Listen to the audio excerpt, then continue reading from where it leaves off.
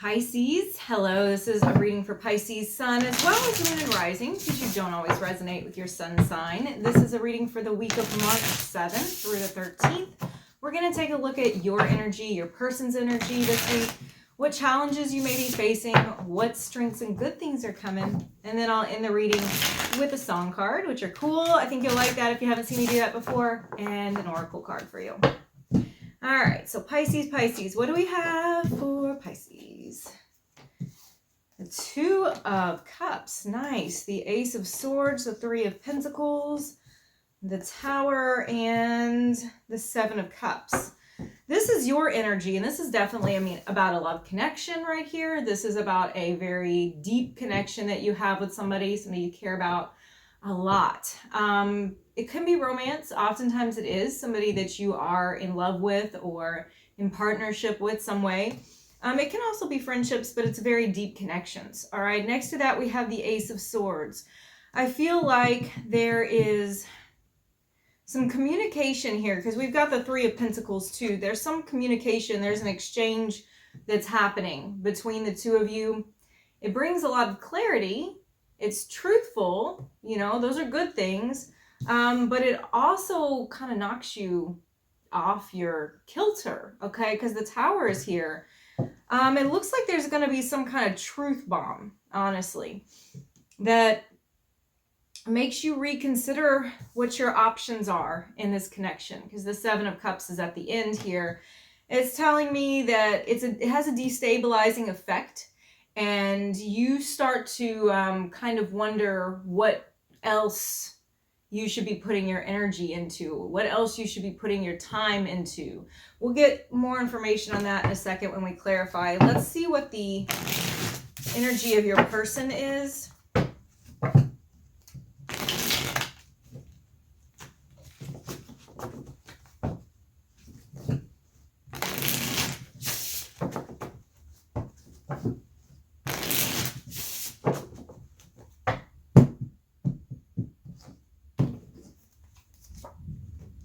Okay, I have the Emperor, so you could have Aries energy here, the Ace of Cups, the Wheel of Fortune, the Chariot, there's Cancer energy there, and the Queen of Wands.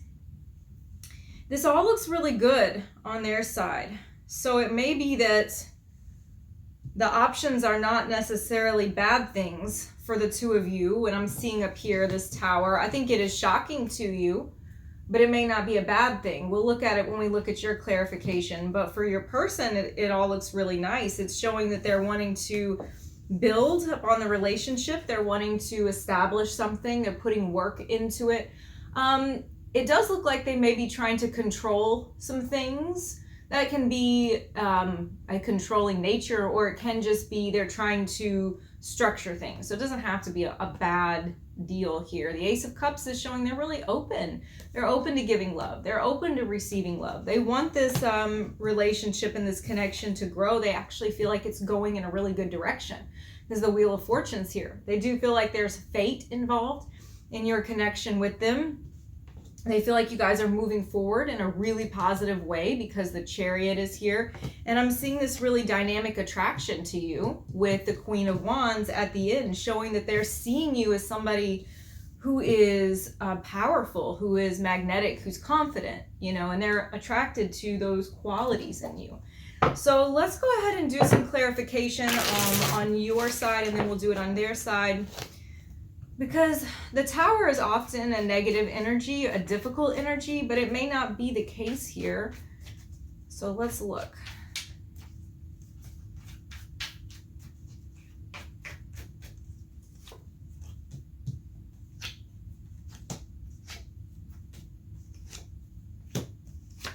The Tower is clarifying the Tower. I don't love that. I got to be really honest with you. I don't love it.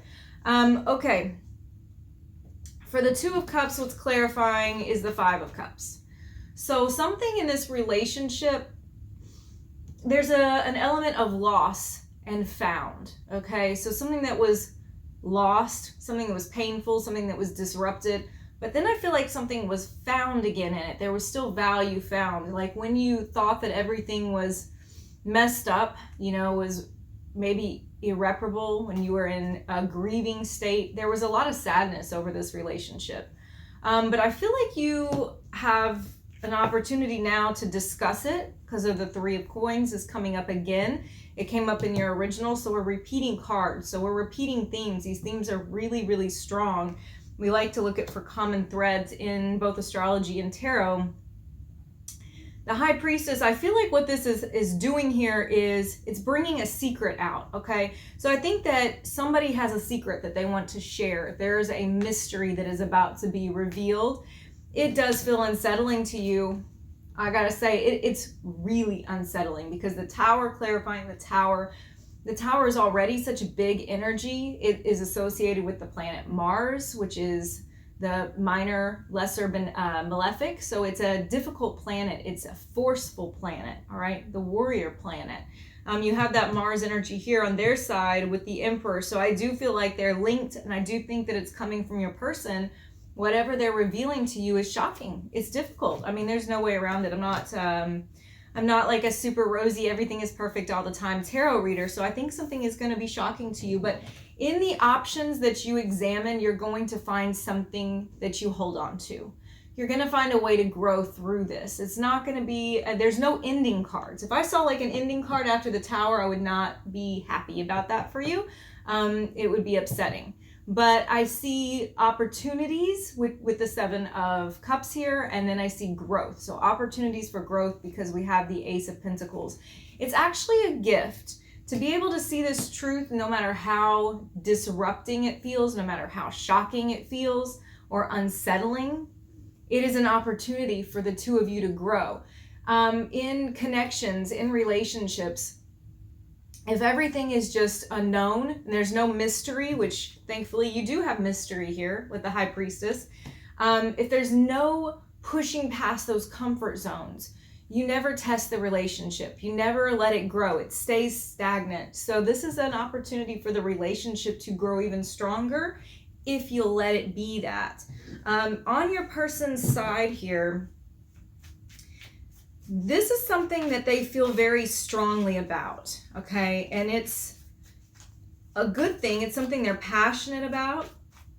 And I think they want to share it with you. Okay.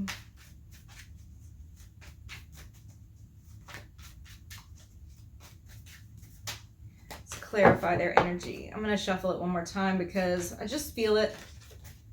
I just feel it. Okay.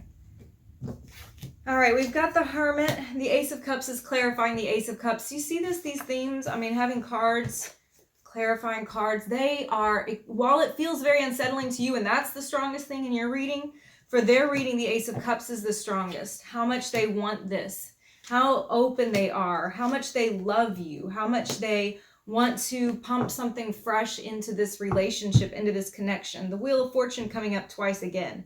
Okay, so the Hermit clarifying the Emperor. This is something that they have gone within and they have really examined themselves and found this inside of themselves. That this is a part of them and you can't separate that from them. You know, you either love the whole package or you don't. You know, it's like that's what love really is to see somebody, to know them and to accept them. They also feel alone in it, okay? And I see that a couple ways in this reading. So I want you to be aware that while you're maybe dealing with the struggle this week from it, don't alienate them because they already feel alone enough and they're revealing something to you that is hard to reveal. You know, they want to go on this adventure with you. There's the Ace of Cups. They want to either, if you're not in a relationship, they want to begin the relationship with you. This could be the beginning of a relationship. It could be that they're wanting to grow the relationship, okay? They're wanting to change it in some way, but it's with you. It's not leaving you out of it. For the Wheel of Fortune, I have the Nine of Wands. This is like, while they want things to change in a good way and they feel like it's going in that way, they are still wary. You know, they don't know how you're going to take it. They don't know how you're going to respond to what they tell you. So there's some wariness. There's some holding back, a little bit of a guard up, and how well you respond is how much they're going to openly give you, how much they're going to open up to you. Wheel of Fortune is clarifying the Chariot. This is fabulous. I mean, this is really, really nice energy, right? So with the Hermit, I do have Virgo energy, just so you know. And I also have, like I already think I told you, Cancer energy here. So the Wheel of Fortune, the Chariot, there's a lot of success here. There's a lot of abundance here. There's a lot of a fated element, okay? This is just a victory, you know, like for them to be able to open up to you and to grow closer to you in this way. This is a victory for them. This is a really big win. Clarifying the Queen of Wands is the Four of Swords. So I do think that you are going to need some time, all right, to process. And like I said, you're going to want to make sure that they don't feel alienated, all right, that you're there with them, that you two are processing together, that you're not pushing each other out while you deal with this change between the two of you. Because I have the Four of Swords here. This is a card of rest, all right? And it's clarifying a card that I do think shows your energy here. I know it's a fire sign associated card. You're not a fire sign, but I think it's showing how they feel about you, that you're very confident, that you've got it all together, that they feel passion and, you know, drive coming from you. So it's telling me, clarifying for me, that they don't see you doing much. They see you kind of like asleep on it, you know, like, hey, respond to me now. Let me know how you feel about this. I think initially the response that you give them isn't a bad one. And then it kind of sits with you and you ruminate over it. And that's where things get tricky, because you start to kind of invent some stories or make some things in your head that make it bigger or show the bad sides of what they've told you. And I'm telling you that that's the processing stage that the two of you need to do together. Okay? All right, so let's go ahead and take a look at what are your challenges and your weaknesses this week. Okay, so Pisces, here we're going to look at what things are going to go well for you and what things are going to challenge you. We've already seen a big challenge just in pulling your overall energy, but we'll see if there's anything else that you need to know, or if we get more information about that. Let's just see what we pull.